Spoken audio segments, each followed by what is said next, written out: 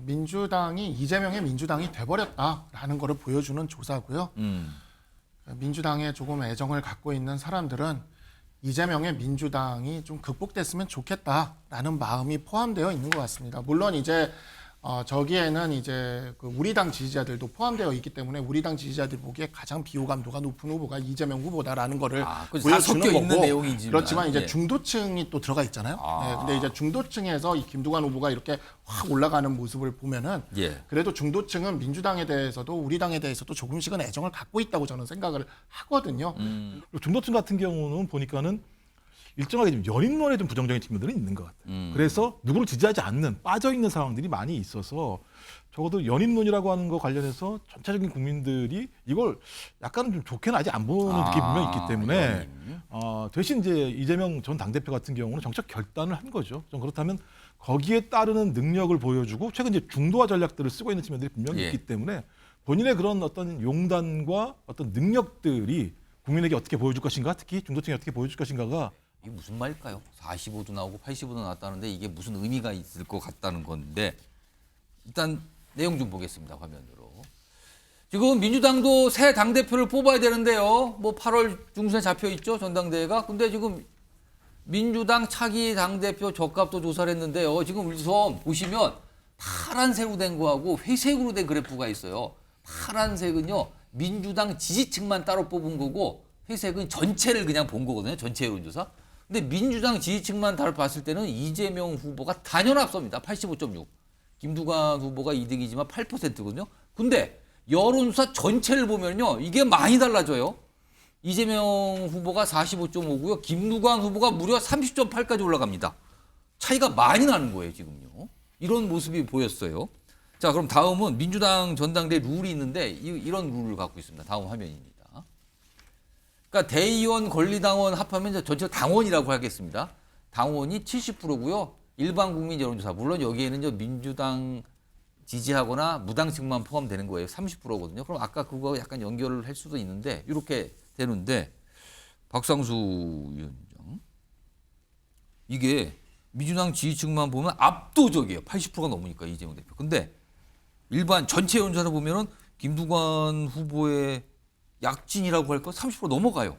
차이가 좀 있습니다. 지금요. 8%가 30%로 이렇게 차이가 있거든요. 이건 무슨 의미일까요? 이건? 민주당이 이재명의 민주당이 돼버렸다라는 것을 보여주는 조사고요. 민주당에 조금 애정을 갖고 있는 사람들은 이재명의 민주당이 좀 극복됐으면 좋겠다라는 마음이 포함되어 있는 것 같습니다. 물론 이제 저기에는 이제 그 우리 당 지지자들도 포함되어 있기 때문에 우리 당 지지자들 보기에 가장 비호감도가 높은 후보가 이재명 후보다라는 거를 보여주는 거고. 있는 내용이지만. 그렇지만 이제 예. 중도층이 또 들어가 있잖아요. 네, 근데 이제 중도층에서 이 김두관 후보가 이렇게 확 올라가는 모습을 보면은 예. 그래도 중도층은 민주당에 대해서도 우리 당에 대해서도 조금씩은 애정을 갖고 있다고 저는 생각을 하거든요. 근데 그러한 입장에서 바라봤을 때 민주당이 이재명의 민주당을 좀 이제 벗어나서 왜냐하면 이제 또 김두관 후보는 어찌 보면 친노의 큰 틀 안에 들어가 있지 않습니까? 예. 민주당이 어찌 보면 뿌리라고 볼 수 있는 김대중 노무현의 그 정신을 좀 살려서 당이 좀 역동적으로 변했으면 좋겠다는 그러한 마음이 저기에 담겨져 있는 것 같습니다. 그래서 이와 같은 큰 격차를 이재명 후보가 뭐 저기야말로 진짜 어대명이 되겠지만 이재명 후보가 좀 그거를 교훈으로 좀 삼았으면 좋겠어요. 너무 자신만만한 사진이 지금 나오고 계신데 이렇게 자신만만하실 게 아니라 그래도 조금은 이거를 좀 이렇게 마음속에 좀 담는 그런 좀 성찰하는 계기가 되셨으면 알겠습니다. 좋겠다라고 생각합니다. 지금 이 사안과 관련해서요. 약간 이걸 대선하고 연결지면서 약간의 걱정의 목소리를 내놓으신 민주당 인사가 계신데요. 들어보겠습니다. 근데 우리나라는 대통령제 하니까 대선에서 이겨야 되는데 당 지지율이나 후보 지지율이나 이런 것들이 답보 상태에 있으면은 제가 보기엔 대선에서 깜짝 쇼 한 방으로 엎어질 수 있는 거예요. 이재명 대표의 뭐 연임, 또 이재명 대표의 강력한 당권, 그다음에 후보들도 친명, 이런 것들이 지지율을 상승시키지 못하고 가다놓는 거, 이게 더 무서운 거거든요. 예선용 정당, 예선용 대선 후보가 되면 안 되거든요. 김종욱 전 위원장. 그러니까 예선용으로 너무 좀 이렇게 치우친 거 아니냐 지금 너무 좀 민주당 지지층들은 뭐 전폭적이지만 전체를 보면 좀 달라진 모습 아니냐 이 지적인데요. 예, 뭐 근본적인 한계는 있는 거죠. 그러니까 윤석열 대통령의 부정적인 평가층이 60% 정도가 되는데 예. 민주당이나 조국혁신당을 합치면 한 40% 정도밖에 지지율이 안 나오는 상황은 20% 정도는 대통령의 국정 운영이 부정적임에도 불구하고 민주당을 지지하지 않고 있기 때문에 이분들을 어떻게 설득할 것인가의 문제가 저는 이재명 전 당대표를 떠나서 민주당에게 제기되고 있는 가장 중대한 과제 중에 하나라는 생각이 들고요. 그리고 중도층 같은 경우는 보니까는 일정하게 좀 연인론에 좀 부정적인 측면들은 있는 것 같아요. 그래서 누구를 지지하지 않는 빠져 있는 상황들이 많이 있어서 적어도 연인론이라고 하는 거 관련해서 전체적인 국민들이 이걸 약간은 좀 좋게는 아직 안 보는 느낌이 분명히 있기 때문에 대신 이제 이재명 전 당대표 같은 경우는 정책 결단을 한 거죠. 좀 그렇다면 거기에 따르는 능력을 보여주고 최근 이제 중도화 전략들을 쓰고 있는 측면들이 분명히 예. 있기 때문에 본인의 그런 어떤 용단과 어떤 능력들이 국민에게 어떻게 보여줄 것인가, 특히 중도층에 어떻게 보여줄 것인가가 앞으로 본인이 뭐 끌고 나가야 될, 극복해야 될 과정이라고 저는 생각을 합니다. 강성필 부위원장. 네.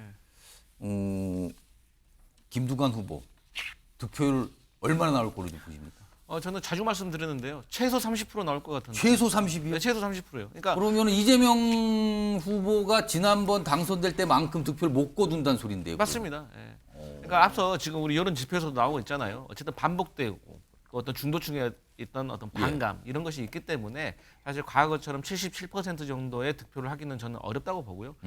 전통적으로 민주당 같은 경우는 항상 주류와 비주류가 있었습니다. 예. 그래서 이 비주류의 견제가 분명히 있기 때문에 예. 저는 70% 정도 나오기는 어렵고 하고 김두관 후보가 최소 30% 그리고 청년 정치인 김지수 후보가 뭐 한 5% 정도는 받을 것 같아서요. 이재명 후보가 65% 정도 선에서 받을 것 같은데 뭐 박지원 의원이 말을 잘했더라고요. 민주주의에서 60%만 받아도 100점 받은 것이다. 이렇게 해석합니다. 마지막으로 한 30여 초 정도 남았는데 김기용 전 부대변인은 어떻게 결과 나올 걸 전망하세요? 민주당. 저는 전당대회. 처음에는 여론 추이가 저는 20에서 25% 정도 나올 거라고 보는데요.